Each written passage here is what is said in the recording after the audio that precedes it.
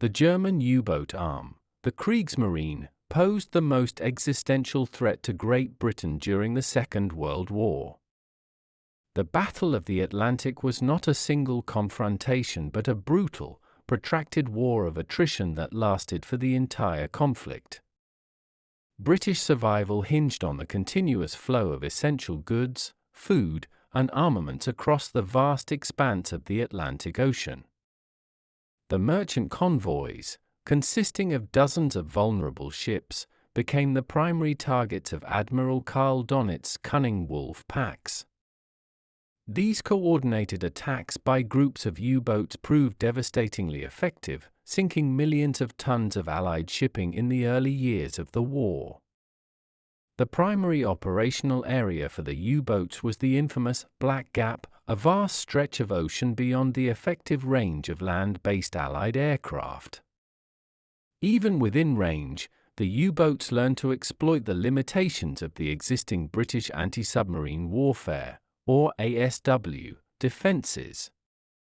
The sinkings peaked in what the U-boat crews chillingly referred to as the Second Happy Time, a period of virtually unopposed slaughter along the American coast.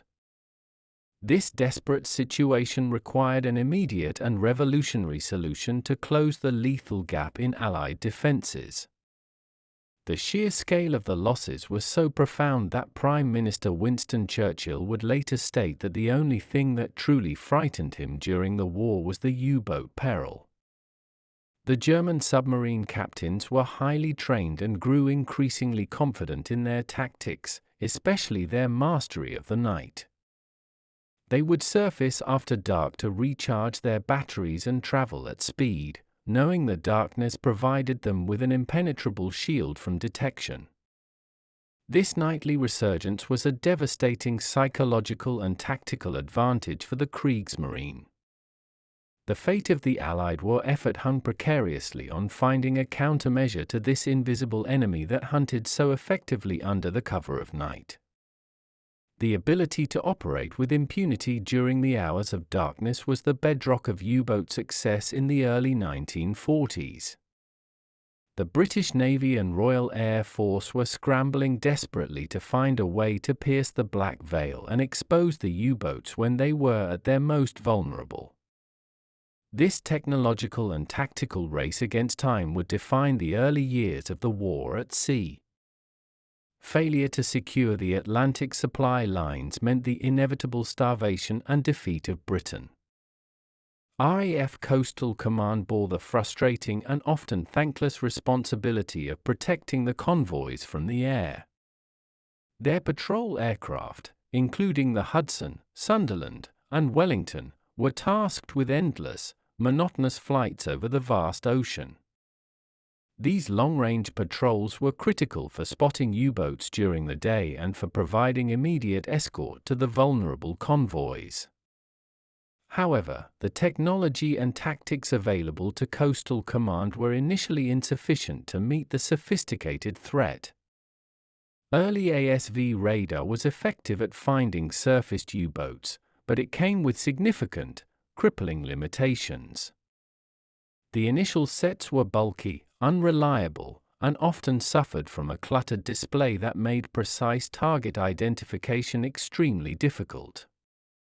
Moreover, the U-boats were quickly equipped with a receiver known as METOX, which could detect the incoming radar signals from the British aircraft.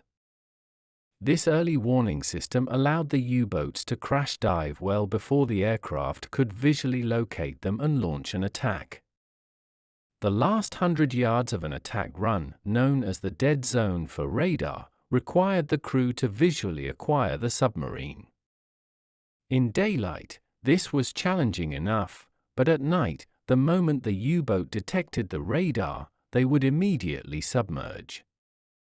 The Allied aircraft would arrive only to find a rapidly fading sonar contact or, more often, nothing but empty, dark ocean. The U-boat crews grew contemptuous of the slow, predictable patrolling aircraft that seemed incapable of inflicting any real damage. The patrols consumed immense resources, fuel, and manpower for negligible results during the critical nighttime hours. The sheer scope of the Atlantic made searching for a single surface submarine a task akin to finding a needle in a colossal haystack. Coastal command pilots were often flying at the limits of their aircraft's range, pushing themselves and their machines to exhaustion for frustratingly little reward. The failure to achieve a significant rate of kills led to demoralization among the crews who felt they were fighting an invisible, untouchable foe. The German mockery was not unfounded. Their ability to successfully evade and hide proved that the aerial threat was, for a time, largely an illusion at night. The situation demanded a radical shift in technology, something that would neutralize the U-boat's greatest advantage, the cloak of darkness. The strategic brilliance of the U-boat campaign rested entirely on the assumed and largely true immunity provided by the deep night. German U-boat captains understood that the period between dusk and dawn was their safest and most productive time for operation. Surfacing at night allowed them to run their powerful diesel engines to recharge the massive battery banks required for submerged transit. This allowed them to close in on convoys, reposition, and launch attacks without the constant, draining fear of aerial interception. The U-boats were, in essence, transforming from slow, vulnerable submersibles into fast, surface-running torpedo boats under the stars. The moment the sun set, the Allied air patrols were rendered almost entirely impotent due to the physical impossibility of sighting a dark gray hull on a dark gray sea. The human eye simply could not overcome the vast distances and the absolute lack of contrast required for a successful visual acquisition. The Germans even developed tactics to intentionally leave themselves exposed for a brief time after a radar warning, knowing the aircraft would still be too far to achieve a visual lock. They would crash dive only after confirming the aircraft was dangerously close, but still within the radar dead zone. This cat-and-mouse game was heavily skewed in favor of the submarine, making the nighttime a sanctuary for Donet's forces. The U-boat crews would often spend their surface hours on deck, confident in their safety, a level of brazenness born from repeated successful evasion. They knew the British aircraft were above them, listening and searching, but they also knew the fundamental limitations of the existing technology. The ability to successfully operate on the surface at night gave the U-boats the range and speed they needed to outmaneuver the slow-moving convoys. This tactical superiority in the dark was the crucial element that sustained the U-boat campaign and threatened the entire Allied effort. Breaking this night immunity was the single most important tactical goal for the ASW forces in 1942. If the surface hours could be made as dangerous as the daylight hours, the U-boats would be forced to spend more time submerged. Submerged, their batteries would deplete quickly, their speed would drop drastically, and their effective operational time would be severely curtailed. The technological solution required was one that could bridge the gap between radar detection and the final, necessary visual attack. The technological arms race of the Battle of the Atlantic was constantly evolving, with both sides rapidly developing countermeasures. The British deployed Airborne Surface Vessel, or ASV, radar, which was a pivotal, though flawed, technology for detecting surface submarines. Early versions operated on the relatively long wavelength of 1.5 meters, which was excellent for initial detection but suffered from poor resolution. It was this longer wavelength that the German Kriegsmarine was able to exploit with the introduction of the METOX receiver. METOX, an early electronic support measures device, could passively listen for the telltale pulses of the ASV radar. The German crews heard the radar's approach as a high-pitched, insistent buzzing noise, giving them vital minutes to react. The U-boat captain only needed a minute or two to sound the alarm and begin the rapid crash dive procedure to escape detection. By the time the Coastal Command aircraft arrived at the location indicated by the now silent radar, the submarine was already descending into the depths. This constant cat-and-mouse game was a primary source of frustration for the Allied air crews, who felt their hard-won technological edge had been immediately negated.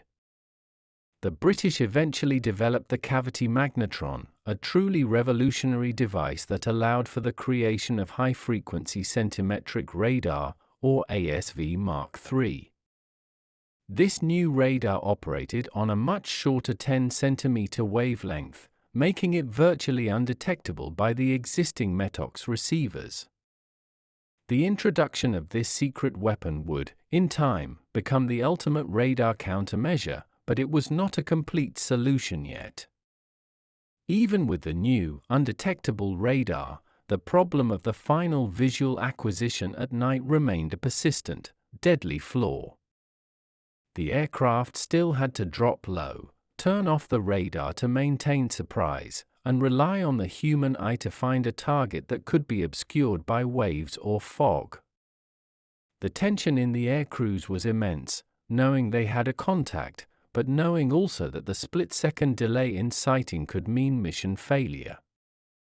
The sheer power of the U-boat stealth, even against the most advanced radar of the time, proved that radar alone could not win the night. The final piece of the tactical puzzle needed to be a physical, visible force to turn an ambiguous electronic contact into a certain kill. This ongoing duel of detection and evasion highlighted the critical need for a technological innovation that could pierce the visual darkness as effectively as radar pierced the electromagnetic spectrum. The confidence of the German U-boat crews regarding the British air patrols bordered on outright derision during the peak of the Atlantic battles. The German term for the British ASW aircraft was often a dismissive one, reflecting the lack of tangible threat they initially represented.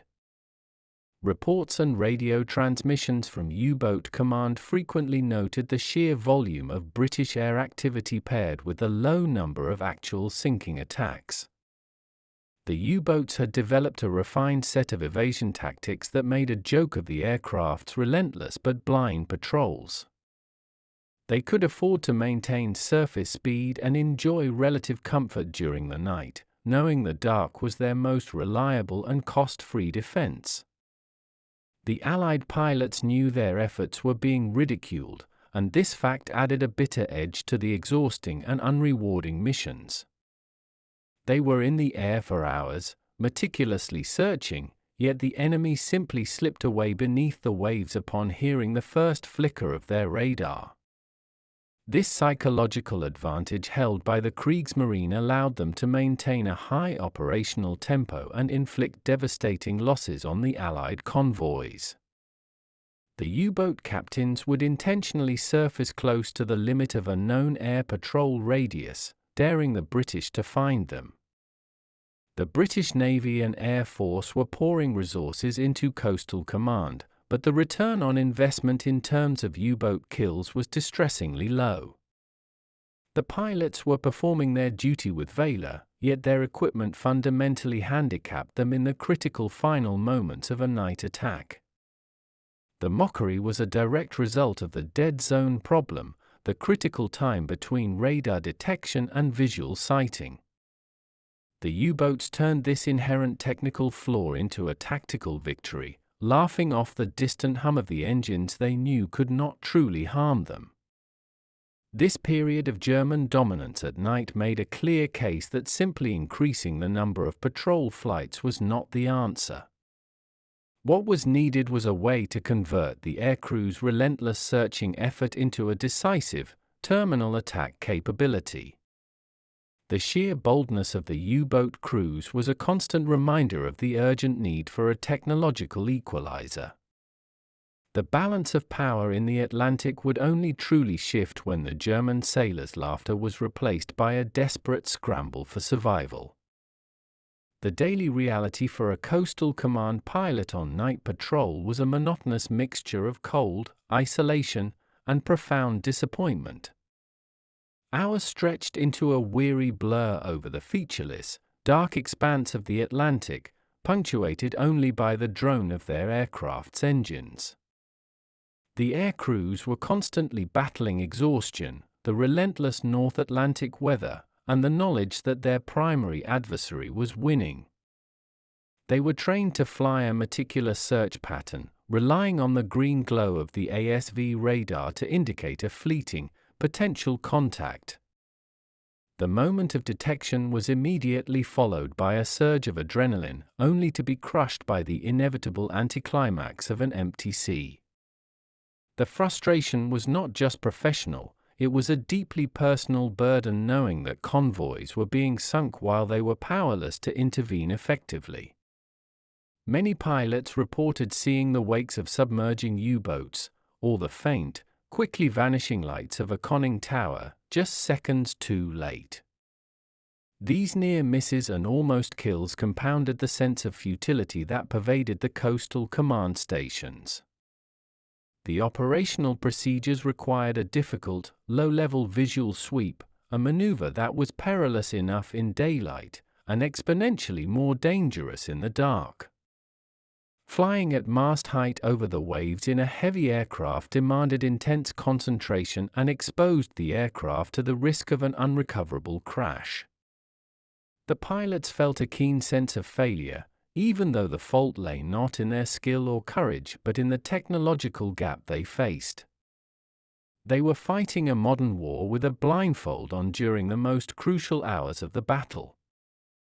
The psychological toll of knowing they were the only defense for hundreds of lives below, yet unable to execute the kill, was immense. The inability to hold the contact and convert it into a successful attack turned the aircraft into little more than expensive spotters. Their duty was to deter and to destroy, yet at night they were achieving neither, leading to a constant, gnawing dissatisfaction. The need for a simple, effective, and reliable method for that final split second of attack was the collective desire of every coastal command airman. They yearned for a weapon that could eliminate the U-boat's confidence and turn the predator into the prey. The solution to Coastal Command's crippling nighttime deficit came not from a massive, centralized research program but from the singular, determined vision of one man. Squadron leader Humphrey de Verdley was a former bomber pilot who transferred to Coastal Command and quickly grasped the fundamental problem facing the ASW efforts.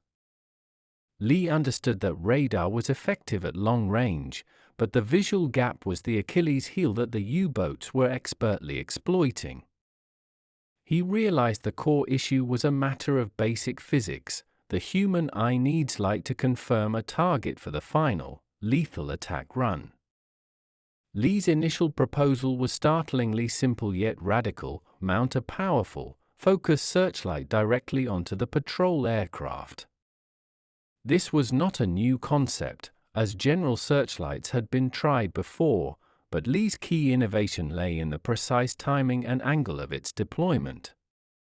He argued that the light must remain off until the last possible moment to prevent the U-boat crew from reacting to the visual cue. The light would be switched on only when the aircraft was already in the perfect position to attack, freezing the submarine in its tracks.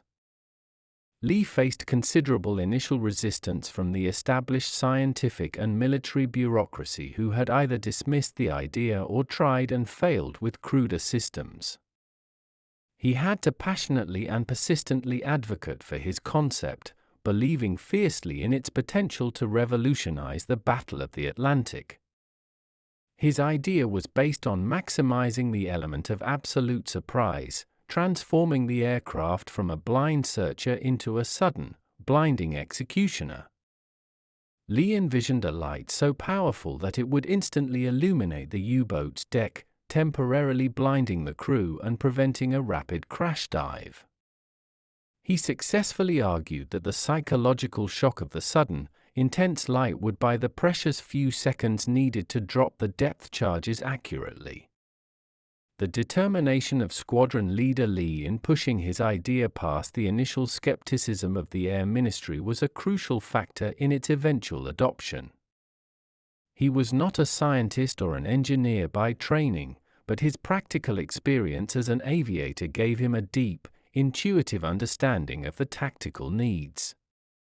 This simple, yet strategically profound idea would be his enduring legacy, a powerful, brilliant weapon of surprise born from necessity. The eventual implementation of Squadron Leader Leigh's concept led to the creation of the now legendary Leigh Light. The system was developed and built using the largest and most powerful searchlight technology available at the time. It utilized a massive 22 million candle-power carbon arc lamp, essentially a slightly modified standard naval searchlight, and housed it within a streamlined fairing. The light assembly was initially mounted on the Vickers Wellington bomber, a sturdy, twin-engined aircraft well-suited for long-range patrols. Crucially, the light was mounted to the underside of the fuselage, often in a retractable or rotatable turret position. This placement was essential as it allowed the light to be aimed independently of the aircraft's flight path, focusing the beam with devastating precision. The light was designed to be kept switched off during the entire approach, preserving the secrecy afforded by the new centimetric radar. The new attack procedure was meticulous. The aircraft would locate the U-boat with the undetectable ASW Mark III radar. The pilot would then use the radar contact to maneuver the aircraft into the perfect attack position, low over the water and slightly ahead of the target. Only when the aircraft was a mere half-mile away and seconds from the drop point would the Leigh Light be suddenly ignited. The effect was designed to be instantaneous and overwhelming, a blinding flash from a terrifyingly close, unseen aircraft. The power consumption of the massive arc lamp was so significant that the aircraft required an additional generator installed solely to run the light. The complexity of operating the light, the radar, and the aircraft simultaneously at low level required intensive and highly coordinated crew training. The first operational Leigh Lights were deployed in the spring of 1942, marking a watershed moment in the Atlantic campaign. The British had successfully created a system that combined the best of their electronic warfare with an overwhelming physical visual shock factor. This technological synthesis finally eliminated the U-boat's dead zone and turned the darkness from a sanctuary into a lethal trap. The operational debut of the Leigh Light was a moment of tactical and psychological warfare that fundamentally altered the U-boat threat. The Light's first confirmed kill was a decisive moment of vindication for Squadron Leader Leigh and a terrifying new reality for the Kriegsmarine. The U-boat U-502 became the victim of the first successful attack, a clear and chilling demonstration of the new weapon's power. The submarine was cruising on the surface in the Bay of Biscay, confidently recharging its batteries in the pitch-black night. Suddenly, and without any prior warning, the sky was torn open by an impossibly bright, white column of light that fixed the submarine in its terrible glare. The sudden, blinding intensity of the 22 million candle-power beam completely overwhelmed the night-adapted vision of the U-boat crew on the conning tower. The sailors were instantly and effectively blind, their eyes reacting to the shock and leaving them unable to see the attacking aircraft. The brief but vital seconds of confusion and incapacitation were exactly what the Coastal Command aircrews needed to execute their final, deadly approach. The Wellington bomber, now perfectly aligned and fully visible in the light's glare, was already dropping its lethal payload of depth charges. The attack was over before the U-boat captain could fully comprehend the new threat or give the order for a rapid crash dive. The depth charges straddled the submarine, detonating with the tremendous force that finally sent the confident U-boat to the bottom of the Atlantic. The sheer shock of the attack was as much a weapon as the explosives, shattering the U-boat crew's long-held belief in their nighttime safety. News of the new, devastating British weapon traveled quickly through the U-boat command, causing immediate and widespread consternation. The rules of the game had been changed instantly, and the hunter was now, without question, the hunted in the hours of darkness. The first blinding strike announced the end of the U-boat's immunity and heralded the beginning of the end of their unchallenged dominance. The introduction of the Leigh Light turned the serene quiet of the night into a period of extreme, nerve-wracking terror for the U-boat crews. The shock of the sudden, close-range illumination was almost impossible to describe, a feeling of absolute vulnerability and exposure. Previously, a radar warning meant they had time to react, but now, the only warning was the blinding light itself, which arrived too late. The Germans scrambled to find a countermeasure, initially attempting to increase their lookout posts and scan the sky more frantically for any sign of a distant light. However, the precision and late ignition of the Leigh Light made this simple visual defense completely useless against the attack. The U-boat captains tried to develop new anti-aircraft tactics, but the sudden glare made aiming the deck guns virtually impossible. The light came from a plane that was moving rapidly and was already committed to its attack, leaving the submariners defenseless. The fear of the Leigh Light quickly became a major factor in German operational planning and crew morale. Submarines were forced to spend significantly more time submerged, reducing their operational range and overall effectiveness drastically.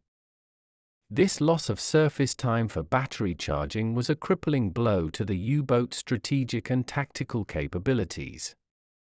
Being forced to operate primarily underwater meant slower transit, less time for attacks, and a constant fear of battery depletion. The psychological impact was profound, replacing the earlier mockery with a deep, pervasive fear of the night sky. The pilots of Coastal Command felt the shift immediately, as their attack success rate began to climb dramatically. The hunters had become the hunted, and the silent, dark Atlantic was no longer a safe haven for the German fleet. The Leigh Light forced the U-boats to operate defensively, fundamentally altering the nature of the entire Battle of the Atlantic.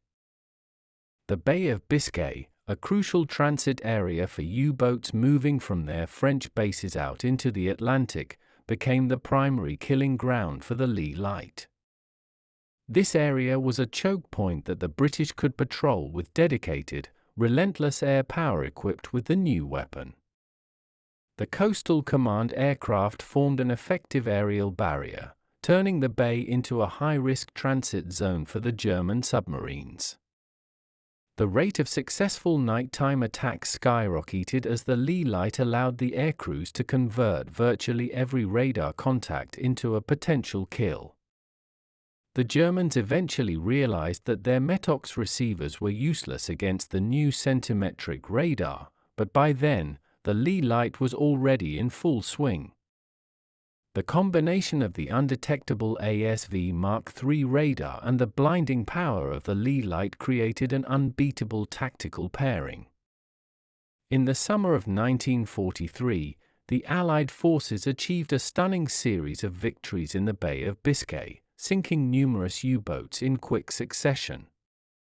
This intense period became known as the Bay of Biscay Offensive, demonstrating the full destructive power of the integrated ASW systems. Admiral Donitz was forced to issue new orders, mandating that U-boats should not transit on the surface during daylight, and later, that they should attempt to transit submerged even at night. He also ordered submarines to travel in groups and fight back against the aircraft, a desperate and costly attempt to regain the initiative. The sheer volume of losses was so great that the Kriegsmarine could not sustain the casualties and the sinking rate dropped dramatically. The tide of the Battle of the Atlantic had turned decisively, largely due to the technological and tactical advantage provided by the sudden light. The ability to operate offensively at night fundamentally broke the back of the wolfpack tactics that had been so successful only a year prior. The Bay of Biscay patrols became a symbol of Allied technological superiority and the tenacity of the Coastal Command aircrews. The ultimate legacy of the Leigh Light extends far beyond the number of U-boats it directly helped to sink. Its introduction was a pivotal moment, psychologically and operationally, in the wider context of the Battle of the Atlantic. The invention instantly neutralized the U-boat's primary tactical advantage, the safety afforded by the darkness. This forced the German High Command to fundamentally rethink their entire submarine warfare strategy. The U-boats were compelled to remain submerged for longer periods, significantly restricting their range, speed, and time available for hunting convoys. The resulting drop in Allied shipping losses in late 1943 was dramatic and irreversible, securing the vital supply line to Great Britain. The sustained flow of men and material across the Atlantic ensured the success of the eventual D-Day invasion and the final push against the Nazi regime. The Leigh Light is a classic example of a simple, practical innovation having a monumental, war-winning impact. It demonstrated that the war was as much a battle of wits and technology as it was a conflict of sheer industrial output. The weapon bought the Allies the crucial time they needed for the full deployment of very long-range aircraft and escort carriers. The U-boat threat was never completely eliminated, but its capacity to challenge the Allied control of the sea lanes was broken forever. Coastal Command pilots were finally able to see the results of their tireless efforts, their frustration replaced by a sense of decisive accomplishment. The terrifying power of the single, blinding light beam illuminated a path to victory in the darkest theater of the war. The Kriegsmarine was ultimately defeated not by massive fleets, but by the relentless ingenuity of men like Humphrey Lee and a few million candle power of light.